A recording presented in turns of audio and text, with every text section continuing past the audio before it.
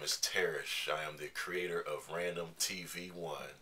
I'm also an artist in every sense of the word because I work with several media, pretty much work with anything I get my hands on. As far as oil paintings, pastel, acrylic, watercolor, marker rendering, wire sculpture, and my last project that I've tackled is puppeteering, which, combines everything that I do into one discipline because I can paint sets, I can sketch designs for puppets, and I actually paint with puppets now. So it's a nice little gumbo of all my talents put into one thing, and I named it One with Puppet Theater.